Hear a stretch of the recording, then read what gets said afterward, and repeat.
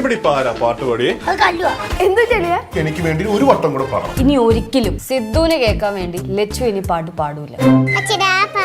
ലച്ചൂസിന്റെ പാട്ട് കേട്ടില്ലേ? വിട്ടില്ലേ? ഇത് ലച്ചുവിന്റെ പാട്ട് കേൾക്കാതെ കിളി പോയെന്നാണ് തോന്നുന്നത്. ഞാൻ കേട്ടത്. അതിനായിട്ട് കളിപ്പിക്കുക. ഇനിയെങ്കിലും ഒന്ന് പാട്ട് പാടുത്തു. ഞാൻ പറഞ്ഞല്ലേ ലച്ചുവിന്റെ പാട്ടിന് സിദ്ധു കേൾക്കൂലെന്ന്. കഴിഞ്ഞ എപ്പിസോഡിൽ ഒരുപാട് പ്രേക്ഷകർ നിരാശയായിട്ട് വന്നിരുന്നു. കാരണം ഒരുപാട് ഹൈപ്പ് കൊടുത്തിട്ട് അവർ പ്രതീക്ഷിച്ച സംഭവങ്ങളൊന്നും എത്തിയില്ല, അല്ലെങ്കിൽ ബാലുവച്ചനും നീലുവമ്മയൊക്കെ വരുമെന്ന് പ്രതീക്ഷിച്ച ഒരുപാട് പേരുണ്ടായിരുന്നു. അപ്പോൾ അതൊന്നും നടന്നില്ല. പക്ഷേ നമുക്ക് കുറച്ച് റൊമാൻറ്റിക് മൊമെന്റ്സ് കിട്ടിയില്ലേ, അവരുടെ വെഡിങ് ആനിവേഴ്സറി കാണാൻ പറ്റി.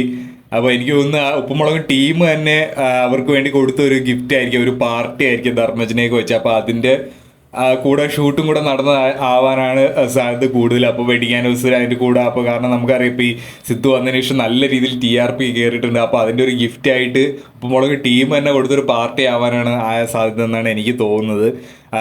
പിന്നെ ബാലുച്ചനും നീലമ്മയുടെ ഒന്നും അപ്ഡേറ്റുകൾ ഇതുവരെ കിട്ടിയിട്ടില്ല. എന്തായാലും കുറച്ച് കഴിയുമ്പോൾ കിട്ടുമെന്ന് നമുക്ക് പ്രതീക്ഷിക്കാം. പുതിയ എപ്പിസോഡ് എന്തായാലും നല്ല രസമായിട്ട് തന്നെ പോകുന്നു. പുതിയൊരു കണ്ടന്റ് വന്നിട്ടുണ്ട്. നമ്മുടെ ലച്ചു പാട്ട് പാടണമെന്ന് പറഞ്ഞ് സിദ്ധു പുറകെ അടങ്ങും, പക്ഷെ ലച്ചു പാടുന്നില്ല. ഒരു കോമഡി രീതിയിൽ തന്നെ ഇപ്പം സിദ്ധു എണീച്ച് പോകുന്ന നേരത്തിൽ ലച്ചു നോക്കുന്നത് കാണാം. ഒരു